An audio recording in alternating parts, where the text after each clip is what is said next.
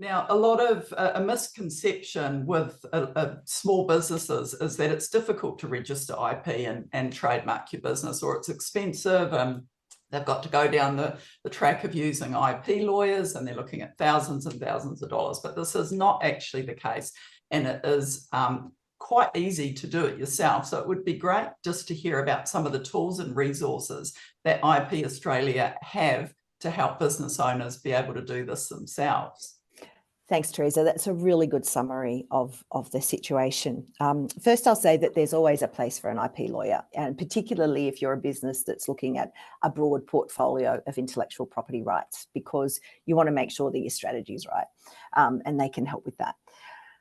When it comes to trademarks alone, so if we confine our chat now to trademarks, if you wanted to apply for a single trademark in a single class, and a class is like your market, so it's what area of the market do you want to operate in, you get a monopoly for that name in that class for 10 years for $330.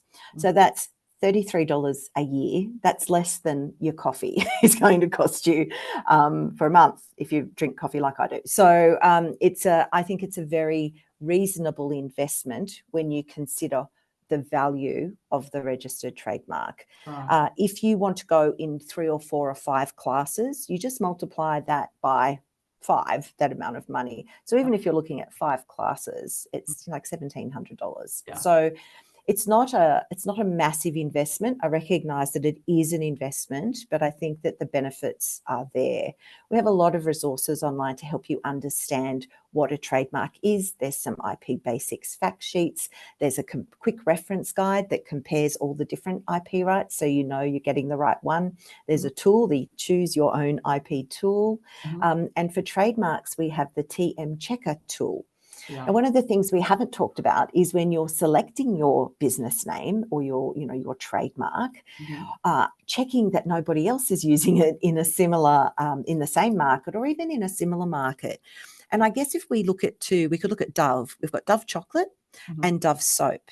Now, they've both been registered. They're both registered trademarks, but they operate in very different markets. It's highly unlikely that someone will want to eat a bar of soap, although I think there have been arguments about bathing in chocolate. But, I think that's another topic for another day.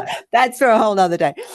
These are things that can happen. So the TM Checker tool, you can pop your proposed trademark in, select the classes that you would want to operate in, click search, and it will go through all of the logos and names to see if there's anything similar to your own. And of course, this is something best done before you embark on your business journey, so you know that it's available.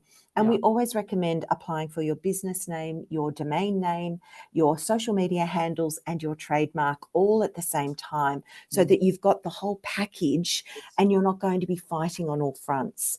There are things you can do with the Australian Domain Administrator. They will always try and make sure that the person that owns the domain name also has a registered trademark, so that there's some alignment there. But sometimes you get squatters who will book the domain names and try and keep them to themselves.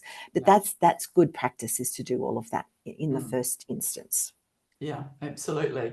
And just finally, obviously not everything is trademarkable, so maybe a little bit of sort of guidance around the types of things that you need to look out for if you're wanting to register a trademark, register your name. Yeah, great question. And the TM Checker tool will help you with that as well. It has a little bit of education in it, and it will talk to you about different things. But some things to look out for.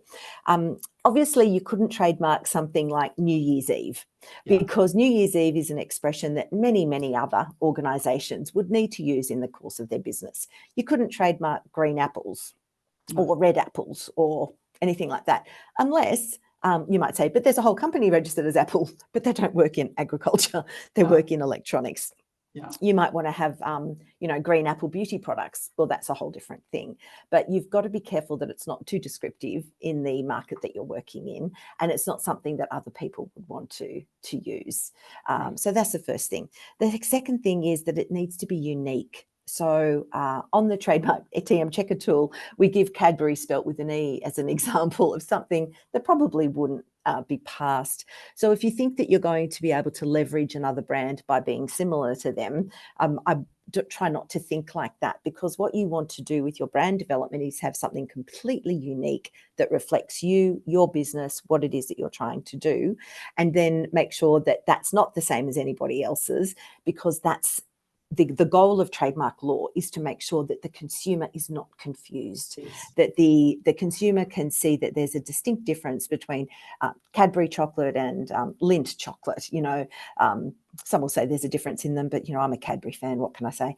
That the brands are very distinct from each other, and a good brand, your Apple, your Johnson & Johnson, your Coca-Cola, a good brand works hard to be distinguished from their competitors. They don't want to look the same. They want to make sure they're distinguished. So don't use things that are similar to other people. Don't use something that is too descriptive, because it probably would get knocked back. And it's an important thing to note that you can apply for a trademark, pay the $330, but if it's knocked back, if you don't get granted the trademark, you don't get a refund, because you're paying us for a service to examine the trademark to see if it's available. So you'd have to get something new and go again. When you do the TM checker, there is an option to get a report.